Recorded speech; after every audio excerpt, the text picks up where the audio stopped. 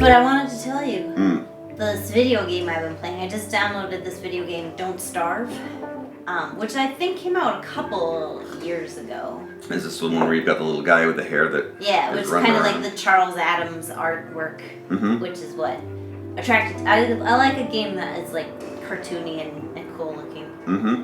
If you can hear that in the background, all morning this has not been happening, and just as we were setting up to film, our neighbors are renovating, and so this drill noise just started.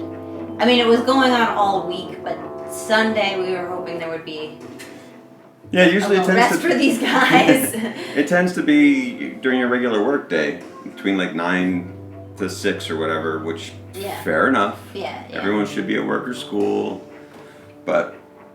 And basically, there's no situation in China where you're not going to have to go through your neighbors renovating the apartment. So and that's you're going to have to deal with that drill noise for a week or two at some point. In that sense, we're kind of lucky that it usually happens on the work day. Yeah.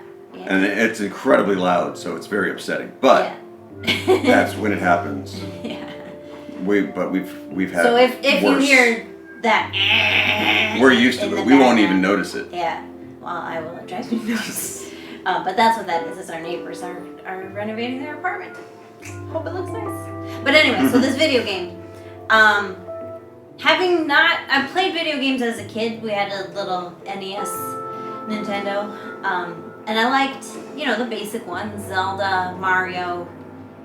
That's it. Tetris. Anything puzzle game. And then Final Fantasy. I love Final Fantasy 1 through 7, I would say, before. I mean, then after that, the 10 is a great game. Or what's the one?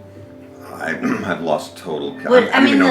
The later ones are awesome games, but I can't play them on my little Linux laptop with an emulator, so I kind of put them... We don't have a console, so I put them in a different category. But I'm always looking for, like, a good game that has, like...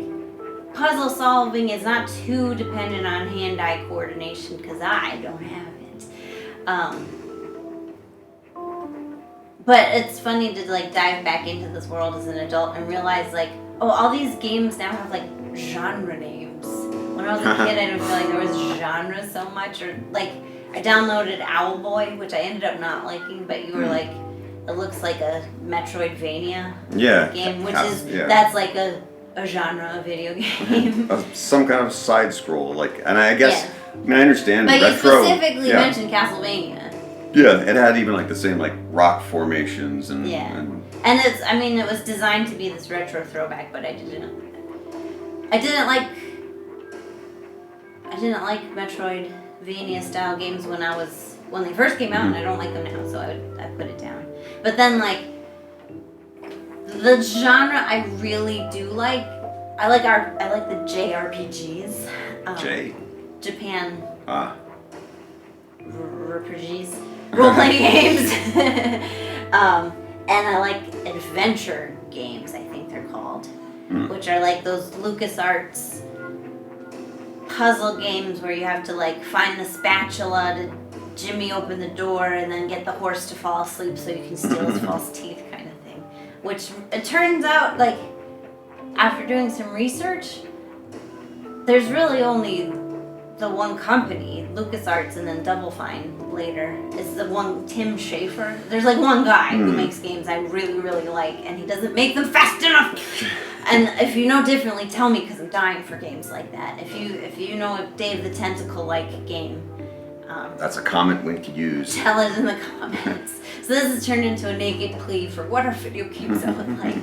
But I'm playing Don't Starve, which is a survival game, open sandbox survival game, which is another category. And the whole aim of the game is not to starve to death. It's like a grim game. Just like life. Just like life, yeah. And so you have to like find food, mine rocks, and collect wood and different materials so you can build better and better stuff, so your survival becomes a little more easier. And then you have to combat animals, and freakier animals keep coming after you. Which last night I was playing before bed and I got killed by a bat, which I was like in a total, like it was a tense game. I was killed by a bat, and then I went to sleep and had dreams about getting killed by bats. It was not a good game to play before bed. And we don't have killer bats here, but we do have bats in We town. do have bats, but they don't come in our house so far. So far. And they don't attack people. They do fly in giant swarms over the city, though. Yeah, it's weird. Bats.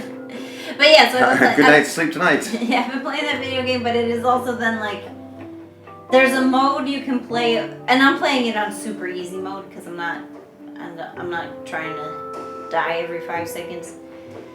But it still is like you can play it in a mode where you avoid all the animals and you collect berries and blah blah blah, and it's very calm. But then to get the better resources, you have to fight the animals, and that gets really tense. And so it turns out that's a bad idea to play it right before bed. You made me nervous just watching you fight the frogs that were... Oh yeah. Those are just frogs. Yeah. But, and I kind of, when I stopped playing for the night, you know, like when you're playing a video game and you could just play forever and ever, I get to a point with the game where I'm like, I don't want to play this anymore. It has a high frustration level. And so I do kind of, I've been playing for a couple weeks and I'm like, I don't know if I like this game or not. But it has good artwork. Good artwork goes a long way with me. Yeah.